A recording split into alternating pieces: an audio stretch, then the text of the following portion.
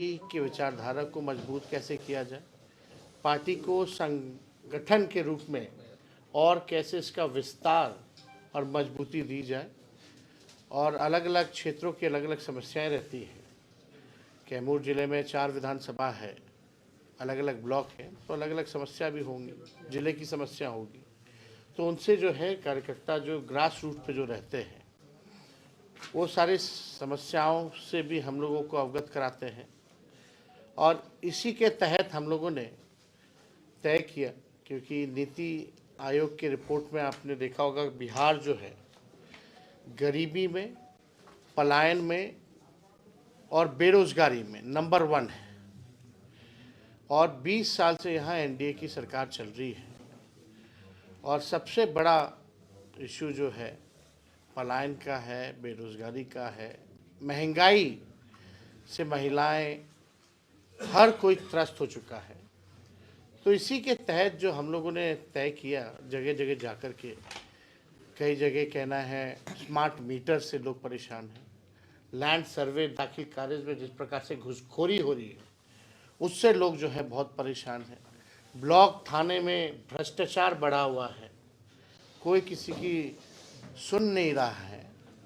इसी के तहत हम लोगों ने तय किया था कि हम लोगों की सरकार आएगी, क्योंकि महंगाई इतनी ज़्यादा है कि महिलाओं को घर चलाना मुश्किल हो रहा, बचत कुछ नहीं हो पाता, अपने पैर पे कम से कम खड़ी हों, आर्थिक न्याय उन महिलाओं को हम लोग दें।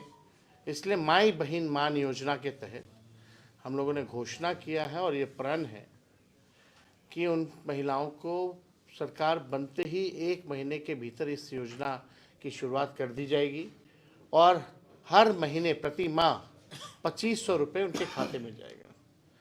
इसी के तहत हम लोगों ने तय किया कि बिहार में बिजली जो है देश भर में सबसे ज़्यादा महंगा बिहार में बिजली मिलता है, तो 200 यूनिट फ्री में बिजली हम लोग जो है हर घर लोगों को उपलब्ध कराएंगे।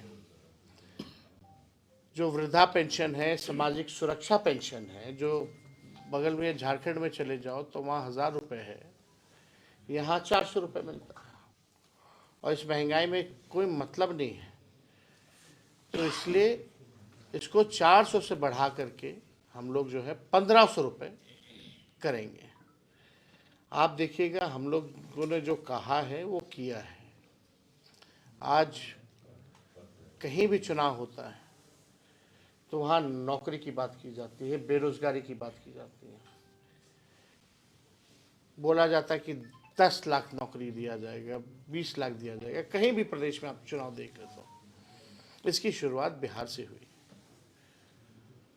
हम लोगों की सरकार नहीं बनी, कुछ सीटों से हम लोग रह गए, लेकिन जब 22 में दोबारा मुख्यमंत्री उधर से छोड़ करके इधर आए तो हम लोगों की जो महागठबंधन की सरकार जो 17 महीने चली उसमें 5 लाख लोगों को हम लोगों ने सरकारी नौकरी दिया। अभी जो बीपीएससी की जो परीक्षाएं वगैरह चल रही हैं उसी का 3.5 लाख प्रक्रियाधीन जो हम लोग करा के आए थे, जो बहालियाँ निकलने वाली थी, बीच में चाचा जी चले गए, ये वही बहालियाँ हैं। तो 3.5 लाख प्रक्रियाधीन, देश में पहले ऐसा कहीं नहीं हुआ कि गांधी मैदान जहां आज एनडीए की सरकार छात्रों पर लाठी मार रही है, लोगों के चेहरे में आंसू है, वही गांधी मैदान उन 17 महीनों में 3 महीने के भीतर बिना पेपर लीक हुए लोगों के हाथ में नियुक्ति पत्र वितरण हम लोगों ने किया।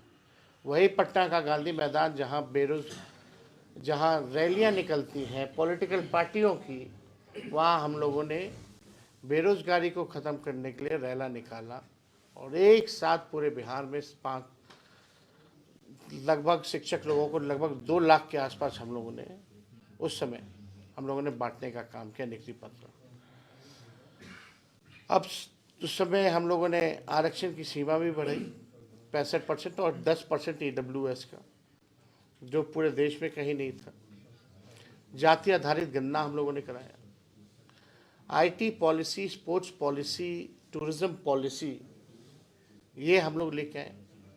20 साल से सरकार को खबर ही नहीं था कि आईटी पॉलिसी की भी ज़रूरत है, टूरिज्म पॉलिसी की भी ज़रूरत है, स्पोर्ट्स पॉलिसी की भी ज़रूरत है।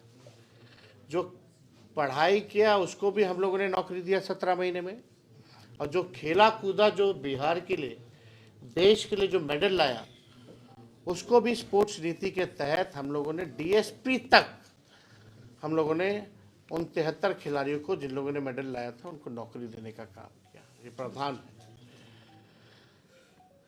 समान काम समान वेतन के लिए लगातार कई सालों से नीतीश जी के राज में डंडे खा रहे थे नियोजित शिक्षक। 4.5 लाख नियोजित शिक्षकों को हम लोगों ने राजकीय कर्मी का दर्जा दिया। हम लोगों ने 50,000 करोड़ का निवेश बिहार में ला करके एमओयू साइन कराया। तो हम लोगों के 17 महीने के काल में जो काम हो रहा था, आज बीजेपी के 2 उप मुख्यमंत्री को एक काम बता दो कि इन लोगों ने किया।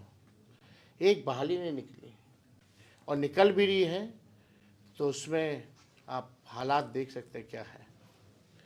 हमारे आने से पहले सरकार में पेपर लीक, जाने के बाद पेपर लीक, छात्र जो है आंदोलन कर रहे हैं, सरकार जो है लाठी चार्ज कर रही है, इस ठंड में अन्याय कर रही है लोगों के साथ। तो आप समझ सकते हैं कि बिहार में यहाँ कोई सरकार नाम की चीज़ नहीं रहेगी। ये इसलिए कहना पड़ रहा है क्योंकि माननीय मुख्यमंत्री जी मौन है। किसी भी गंभीर से गंभीर विषय पर मुख्यमंत्री बोलते नहीं है, या बोलने नहीं दिया जा रहा। हमारे साथ तो खूब बतियाते थे, मीडिया से इंटरेक्ट करते थे। आज क्या परिस्थिति बन गई कि मुख्यमंत्री को हाईजैक कर लिया गया। यात्रा पे वो निकले, किससे संवाद कर रहे हो, किससे बात कर रहे हो? जो अधिकारी जो ट्रेन किए हुए उन्हीं लोगों के साथ, जो पटना में सिस्टम बैठता है वही सिस्टम घूम रहा है। तो किससे संवाद कर रहे हैं? और इस यात्रा के नाम पे 2 अरब 25 करोड़ 78 लाख रुपए खर्च किया जा रहा है। आप कहो बिहार गरीब राज्य है, और दूसरी तरफ एक यात्रा पर अपने मालिक से बात करने के लिए वो भी नहीं कर रहे हैं। वो उस पर अगर 2 अरब 25 करोड़ 78 लाख रुपए खर्च किए जा रहे हैं, तो पैसा कहाँ है, कहाँ खर्च हो रहा है? ये यात्रा अधिकारियों की लूट की छूट की यात्रा है। ये प्रगति यात्रा नहीं, ये दुर्गति यात्रा है। किस बात की प्रगति आप बोल रहे हैं? बिहार को अब विशेष राज्य का दर्जा के बारे में माननीय मुख्यमंत्री जी, जनता दल यूनाइटेड अब क्यों नहीं बोल रहे हैं? क्यों नहीं भाजपा के लोग अब दिला देते हैं बिहार को विशेष राज्य का दर्जा? चुनाव में तो बोलते हैं, वादा करते हैं कि देंगे, लेकिन जब चुनाव खत्म हो जाता है, सबसे ज़्यादा वोट बिहार से मिलता है, सीटें लगातार 3 बार से एनडीए को जाता रहा है एमपी का। कितने केंद्र मंत्री बिहार में, उनका काम गिना दो ना, बिहार के लिए क्या किया। शायद बिहार के लोगों को पता ही नहीं होगा कि कितने केंद्र मंत्री हैं, या यहाँ भी जो मंत्री है उनका भी नहीं पता होगा कि कौन मंत्री है। ये हालात है। तो पूरी तरीके से सिस्टम यहाँ जो है अफसरशाही काबिज हो गया है। माननीय मुख्यमंत्री जी टायर्ड हो चुके हैं और रिटायर्ड अधिकारियों के साथ वो सरकार चला रहे हैं। तो अब लोगों का भरोसा उन पर से उठ गया है। अब माननीय मुख्यमंत्री जी कोई निर्णय लेने लायक नहीं रह गए।